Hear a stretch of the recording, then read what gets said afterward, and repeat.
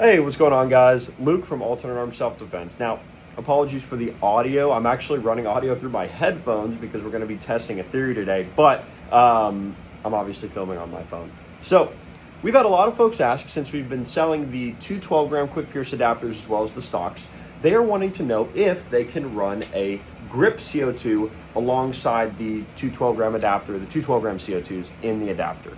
And I already tested the theory. The answer is yes. Yes, you can, and it shoots fine. But I want to see if we get increased shot capacity. So with the two 12-gram adapter, we were able to get roughly 10 to 12 strong shots out of it before it started dying off. Now, with this on, I want to see if we can get more than that. So I'm going to go ahead and I'm going to pierce the back first, so as if you were going to shoulder it with our stock that we have. So I'm going to pierce the back, and then I'm going to pierce the bottom. All right, now I'm going to shoot into we have a target box in the corner, so I'm going to shoot into that, and let's see if we get more than 10.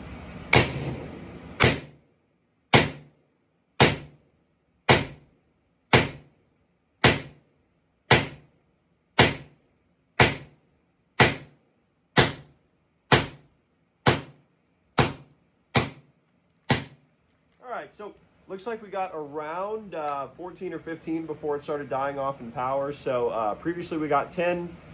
Obviously, since we added another 12-gram cartridge, there would be an additional capacity increase of 33, well, technically 50%. So we have a 50% increase in shot capacity by running the grip CO2 and the two 12-gram CO2s at the same time. Now, as an important note, this is only supposed to supplement the two 12-gram ASA adapter that we sell. We would not recommend this with either an 88-gram CO2 or obviously HPA. Now, you may be wondering why the 88-gram. Well, we can't guarantee that the 88-gram CO2 is pressurized at the same pressure, whereas if you're using the two 12-gram CO2 adapter and then a single 12-gram, you're using 3 of the exact same company CO2s, which means they're all going to be pressurized at the same pressure with an acceptable margin of error, right? Whereas if you're using an 88-gram CO2, particularly from a different company, it may be pressurized at a different pressure, different amounts of liquid inside of the CO2.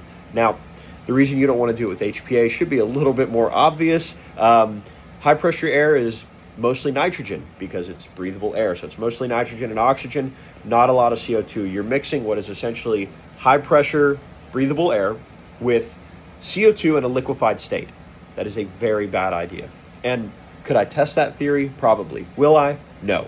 I would just recommend stay away from it entirely if you're running HPA. This is only for if you have the two 12-gram adapter and you'd like to run a third 12-gram CO2 to increase your capacity by 50%. So thank you guys so much for watching. Have a great one. Bye-bye.